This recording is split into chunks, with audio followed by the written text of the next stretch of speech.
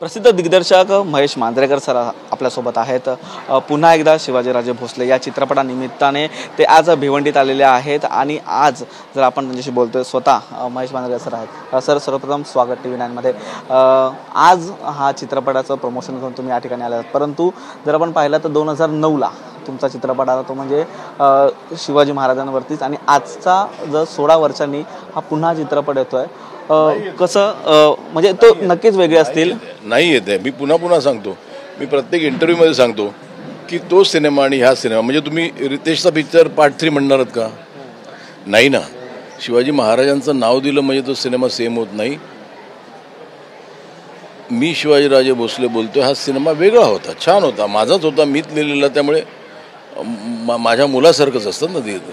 पण तो सिनेमा एक वेगळा सिनेमा होता, हा सिनेमा एक वेगळा सिनेमा आहे। आणि काय होतं की तुम्ही जेव्हा म्हणता ना तर लोकांना असं वाटायला नको की हा पार्ट 2 आहे। एक लोक अपेक्षा ठेवून येतात आणि जेव्हा कळतं की अरे हा नाहीच आहे तसा, त्यामुळे त्यांचा अपेक्षा भंग होऊ शकतो। त्यामुळे मी रोज अगदी म्हणजे आरडाओरडा करून सांगतोय की तो पिक्चर ह्या पिक्चर काही संबंध नाही। त्यामुळे भाग 2 तर नाहीच नाही आहे। शिवाजी महाराजांवर अजूनही म्हणजे प्रत्येक महाराजांना कुठल्या गोष्टीचा त्रास झाला आणि ते आले तर महाराष्ट्रात मला वाटतं एक 10 सिनेमे तरी करावे लागतील। तर त्याचा आणि पुन्हा मी केलेल्या पहिल्या पिक्चरचा काहीही संबंध नसेल, कारण हा सिनेमा मला महाराज हे मुख्य भूमिकेत आहेत। तिकडे महाराज एक व्हॉइस होता, एक महाराज एक सचिन खेडेकरच्या डोक्यातलं एक खरे होते का त्याला झालेला भास होता, मी काहीच क्लिअर केलं नाही आहे त्या सिनेमामध्ये, कारण ते कधीच कोणाला दिसले नाहीत। आता काही लोकांना, खूप लोक आहेत की ज्यांना डोक्यात कोणतरी एक माणूस भेटत असतो, पण तो आहे खरा का नाही खरा हे त्या माणसाला माहिती। पण तसं तो पिक्चर होता। ह्याच्यात शिवाजी महाराज स्वतः महाराष्ट्रातल्या प्रश्नांवर आपलं मत मांडायला आलेत। हा चित्रपटाचा ट्रेलर पाहिला त्यावेळी महाराजांची भूमिका आहे आणि त्यासोबतच एक लहान मुलीची भूमिका आहे, अतिशय बोलकी भूमिका आहे, ज्यामधून जी तळमळ आहे शेतकऱ्यांच्या विषयीची ती या ठिकाणी पाहायला मिळते। कशा पद्धतीने लहान मुलीचा देखील ती मुलगी जी घेतली ती मी शेतकऱ्याची मुलगी घेतली आणि ती आज तिच्या वडिलांनी आत्महत्या केली। बरं, तिचं दैव, तिचं सर्वस्व शिवाजी महाराज आहेत। तर मला वाटतं अशा वेळेला तिला पहिली कोणाची आठवण येईल तर महाराजांची, आणि तिला वाईट हे वाटेल की महाराज आम्हाला विसरले, महाराज याचसाठी केला होता का 8 तास असं ती विचारते, आणि महाराज तिच्या हाकेला ओ देतात असं सिनेमा आहे। त्यामुळे ते जे बॉन्डिंग आहे महाराजांचं आणि त्या मुलीचं ते फारच हळवं आणि तितकंच अप्रतिम आहे। आज या चित्रपटाचं प्रमोशन घेऊन आपण भिवंडीमध्ये आलेला आहात। अनेक महाराजांचे गडकिल्ले आहेत, अनेक गडकिल्ल्यांवरती देखील आपण जातो, परंतु गडकिल्ले न सिलेक्ट करता तुम्ही भिवंडीमधील या मंदिरामध्ये आलात, काय एक पवित्र आहे काय? नाही, गडकिल्ल्यांबद्दल आदर आहेच, गडकिल्ल्यांवर आपण खूप वेळा गेलो आहे, पण ज्यावेळेला कळलं की कोणीतरी एका वेडात, जसे वेडात मराठे वीर दौडले 7, तसे इथे वेडात ह्या गावांनी छत्रपतींचं मंदिरच बांधलं आणि इतकं भव्य बांधलं आहे। ते वेड काय असेल हा विचार करा। आणि ते ऐकूनच मला असं वाटलं की आपण इथे येऊन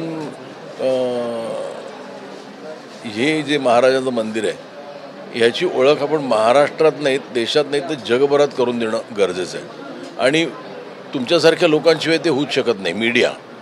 मीडियाने आज जर का ठरवलं तर आज हे इतकं सुंदर जे देऊळ, तुम्ही आय होप तुम्ही शॉर्ट्स घेऊन ठेवले त्याचे, हे जगभरात लोक ठरवतील की महाराष्ट्रात गेलो ना की ते छत्रपती शिवाजी महाराजांच्या मंदिराला एकदा नक्कीच भेट द्यायची।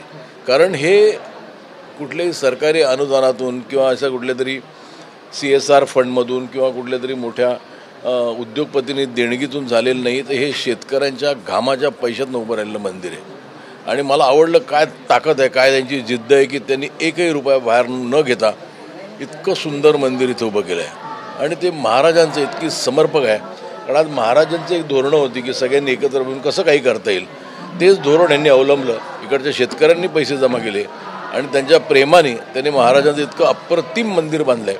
ती महाराजांची मूर्ती आहे. जो मूर्तिकार आहे त्यांनी रामलल्लाची पण मूर्ती त्यानेच केलेली आहे. त्यामुळे ती मूर्ती इतकी सुंदर आणि सुबक आहे. म्हणजे मला असं वाटतं की माझं भाग्य थोर म्हणून मला इथे येत आलं. आपण ह्या मंदिरामधलं तरी जाणून घेतलं, परंतु सिनेमाबद्दल विचारलं तर सिनेमा हा शेतकऱ्यांना टच करणारा, म्हणजे शेतकऱ्यांचीच व्यथा सांगणारा आहे. गेल्या काही महिन्यांपूर्वीच मराठवाड्यामध्ये देखील मोठ्या प्रमाणात नुकसान झालं शेतकऱ्यांचं. त्या ठिकाणी ओला दुष्काळ देखील आलेला होता. तर शेतकऱ्यांना यामधून काय एक संदेश असेल, शेतकऱ्यांपर्यंत हा चित्रपट जाण्यासाठी काय वेगळी काही भूमिका असणार आहे? नाही, शेतकऱ्यांपेक्षा जास्त मला वाटतं आपल्या देशातल्या नागरिकांकडे त्यांची समस्या पोचली पाहिजे. ते बिचारे आपलं काम अव्याहत करत आलेले आहेत, नुकसान सहन करत आलेले आहेत. जेव्हा खूप अति होतं तेव्हा त्यांनी आत्महत्या केलेल्या आहेत. त्यांना मी काय सांगणार? त्यांचे जे प्रश्न आहेत ते जगासमोर येणं खूप गरजेचं आहे. आज माझ्या कॉमन मॅनला कळलं पाहिजे, अरे मी एक जो घास गिळतोय ना त्याच्यामागे एखाद्या शेतकऱ्याने आत्महत्या तर केली नसेल. हे आणि मराठी माणूस किंवा कोणीही माणूस हा सेन्सिटिव्ह आहे. शेतकऱ्याचा जेव्हा प्रश्न येईल तेव्हा ते नक्कीच जागे होतील. माझं म्हणणं आहे की आपण सरकारवर अवलंबून असतो की त्यांनी शेतकऱ्यांचे प्रॉब्लेम सॉल्व्ह करावे. सरकार आपल्या पद्धतीने करतेच आहे की कर्जमाफी म्हणा किंवा काही स्कीम्स त्यांच्यापर्यंत बऱ्याच वेळा त्या पोचत नाहीत, हे दुःख आहेच.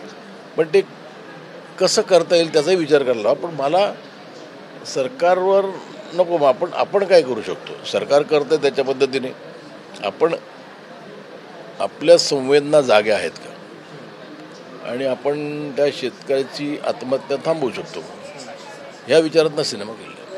शेवटचा प्रश्न एक विचारतो. महाराजांची जर संपूर्ण आपण जीवनक्रम पाहिलं तर महाराजांच्या राज्यामध्ये, सरकारमध्ये तेव्हा सर्वच व्यक्ती आहेत, सर्व शेतकरी असेल किंवा मग व्यक्ती ही सुखी होती. महाराजांच्या वेळीचं संपूर्णपणे जे सरकार आणि त्यानंतर पाहिलं तर आजच्या काळातली स्थिती कसं बघताय? जर महाराजांचं प्रमाणे राज्य चालवायचं असेल तर राज्य करताना कशा प्रकारे या सिनेमातून संदेश?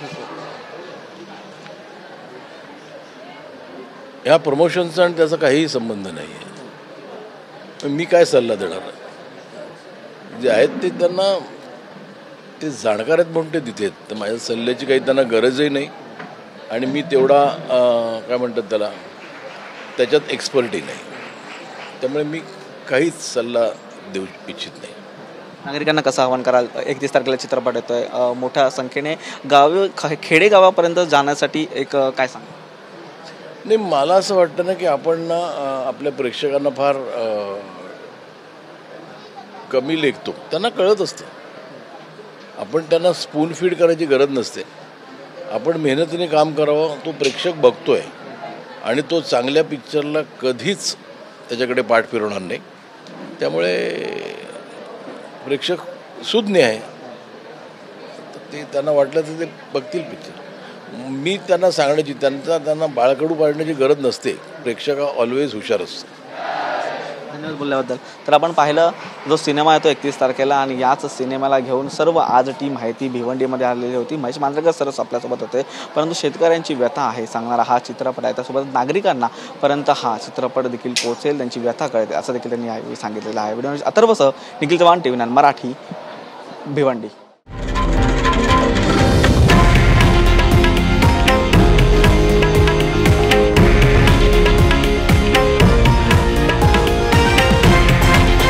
हे आहे देशातील नंबर 1 न्यूज नेटवर्क आणि आपण पाहत आहात TV9 मराठी, एकमेव.